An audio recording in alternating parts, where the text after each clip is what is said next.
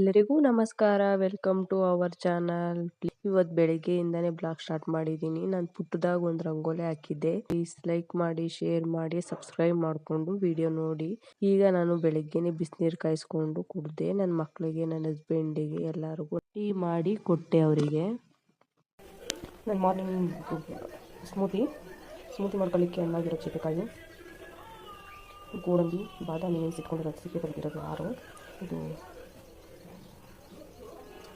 ರುಬ್ಲಿಕ್ಕೆ ಹಾಲು, ಕಾಯಿಸಿಕೆನೆ ತೆಗೆದಿರೋ ಹಾಲು, chia seeds, ಕುಂಬಳಕಾಯಿ ಬೀಜ, ಸೂರ್ಯಕಾಂತಿ ಬೀಜ, ಕಲ್ಲಂಗಡಿ ಬೀಜ ಇದಷ್ಟನ್ನು ಮಿಕ್ಸಿ ಜಾರಿಗೆ ಹಾಕಬೇಕು.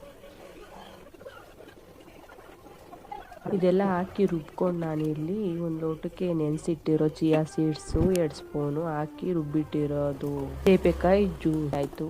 ಮಧ್ಯಾಹ್ನ ಊಟಕ್ಕೆ ನಾನಿಲ್ಲಿ ಮೊಸರನ್ನ, ಕರ್ಡ್ ರೈಸ್ ತೊಗೊಂಡಿದ್ದೀನಿ, ವೈಟ್ ರೈಸೇ ತೊಗೊಂಡಿದ್ದೆ. ಸೂಪರ್ಬ್ ಆಗಿತ್ತು ಟೇಸ್ಟ್ ಮಾತ್ರ. ಇದ್ರದ್ದು ರೆಸಿಪಿ ವಿಡಿಯೋ ಏನು ಮಾಡ್ಕೊಂಡಿರಲಿಲ್ಲ, ಸೂಪರ್ ಆಗಿತ್ತು.